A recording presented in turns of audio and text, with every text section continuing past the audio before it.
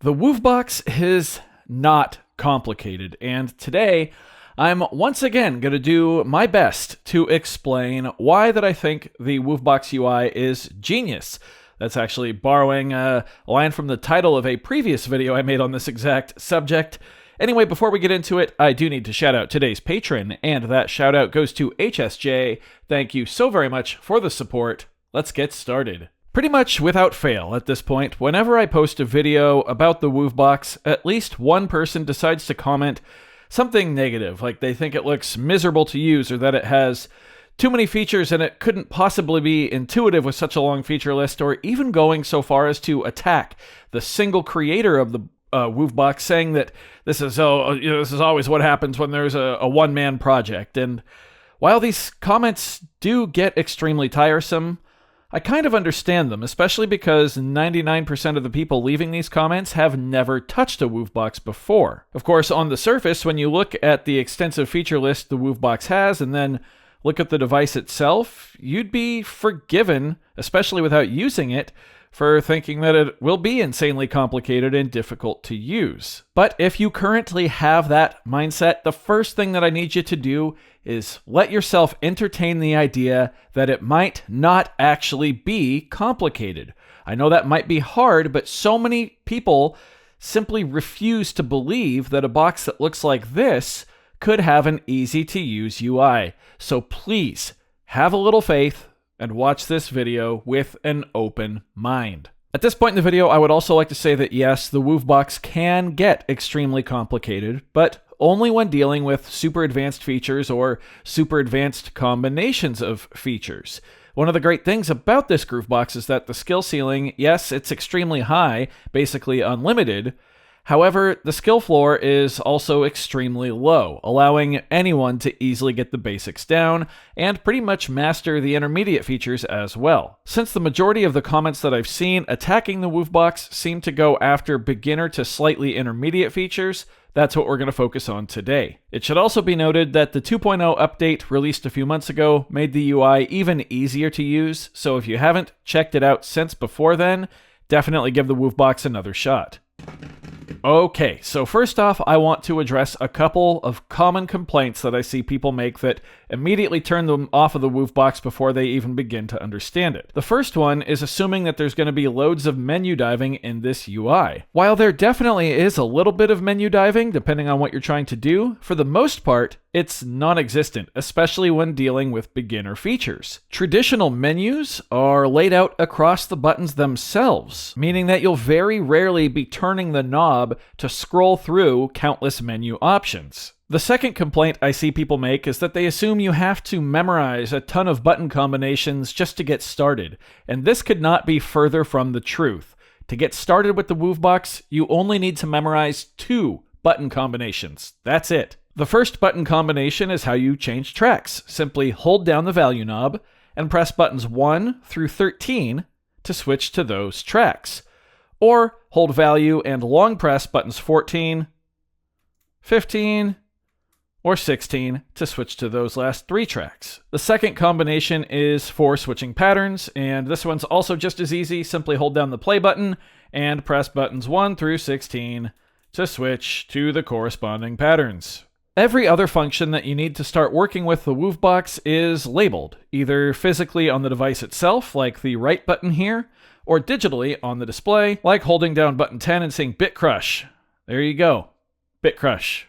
Easy. Speaking of the display, the last complaint I often see is people don't think that the screen shows enough information. In reality, the display is just there to help you quickly identify which parameter you're changing, like saturation here, or transpose, what preset we're changing to. It helps you easily see values, what pattern you're on, what song you're on, etc. The workflow has been designed in such a way that you don't have to keep your eyes glued to the display. It's more of just a reminder of where you are and what you're immediately doing. So let's get into the tracks themselves. Right now, I have a completely initialized song.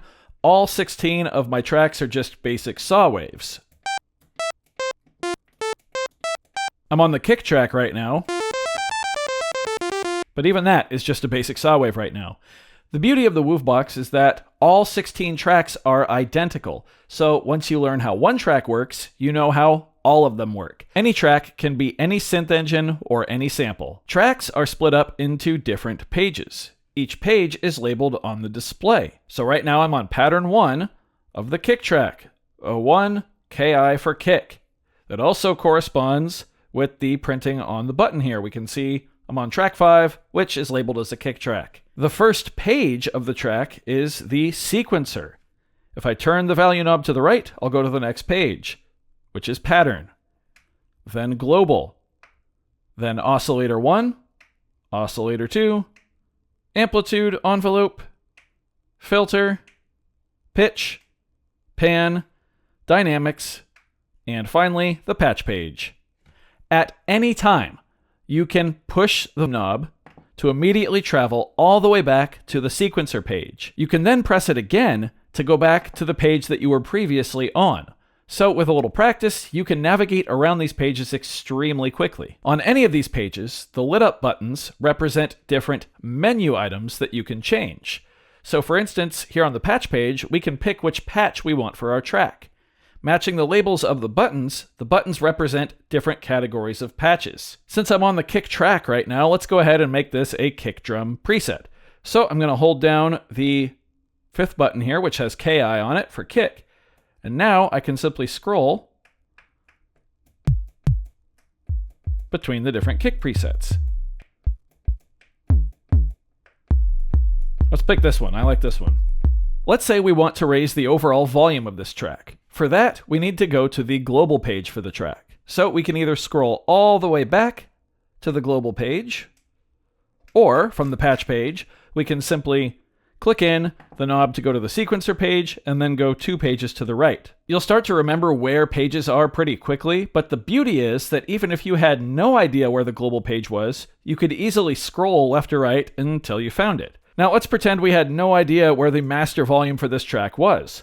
Pressing on a button is going to show you what the button does.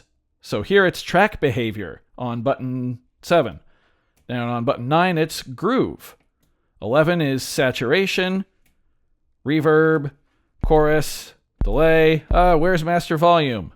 Well, it's on button 1. So we hold it down, and then we can adjust the master volume with the value knob. When we release the button, we're out of that little option. So that's what I mean by digital labels. The basic functions, such as master volume, are very easy to find. The more you use it, you'll start to develop muscle memory for certain features. For instance, if I want distortion, my thumb already knows that it's button 12 of the global page, right here. Distortion. Oh yeah. Off-script comment, the distortion on the Woovebox is awesome. To sequence the kick drum, simply pick a pitch that you wish to sequence it at. You can do this from any page. Let's do this one right here. Now, hold the right button down. When that's held down, the 16 buttons become your 16-step sequencer. So, put the kick drums where you want them. And let go. Press play and you'll hear your pattern. If you want to do this process without all of the clutter of the lit up buttons for menu functions, just go to the sequencer page first, again either by scrolling to it or by simply clicking in the value knob, and here you'll always see the information for the sequenced notes of the track, and the right button still works the same way. We can even do it with the sequencer running. Let's pick the higher pitch one here, and we'll put it right here. There you go. The beauty of this UI design is that it lets you learn at your own pace. I've been using Wooveboxes for 2.5 years at this point, and I still can't tell you where all of the different menu options are, but I never have to worry about not being able to find them due to how the UI works. Let's say I want to change something like, I don't know, portamento speed, sure. That's something that I've maybe, used once, and even then I'm doubtful. I have no idea where that would be. So the first thing I do is look at the different pages. Well, there's a chance it's on the global page. Let's see, master volume, transpose, algorithm, chord follow feature. Don't know what this one is, but it's definitely not portamento speed. track behavior, MIDI, groove, bit crush, saturation, I know that's distortion, reverb, chorus, delay. So it's not on the global page. Okay, where else might portamento be? Oscillator 1, oscillator 2, no. Amplitude, no. Filter, no. Pitch, how about on the pitch page? Let's go ahead and look at the options here. LFO mode, no. LFO 2 mode, no. Oscillator 3 level, no. Oscillator 3 octave, no. Portamento speed, right there. I don't know why I'd want portamento speed on a kick drum, but there it is. All you really have to learn is the basic navigation, and from there you can do a whole lot. You can then begin to figure out other options on the pages as you need them, but always remembering that you can pretty much find whatever you need without having to grab a manual. So yes, while the Woovebox has a frankly staggering amount of options and overall things it can do, the device itself is not complicated, and it's downright easy to get started with. Once you have the basic navigation down, you'll be shocked at how fast you can create with it. By the way, if I had one piece of advice for someone who has the basics down and wants to know what to learn next, I'd say to start playing around with the context menu for each page, accessed by holding right and clicking value. There are some great options there, including things like random pattern, which is one of my favorites. You can even go to the patch page and dial in a random patch.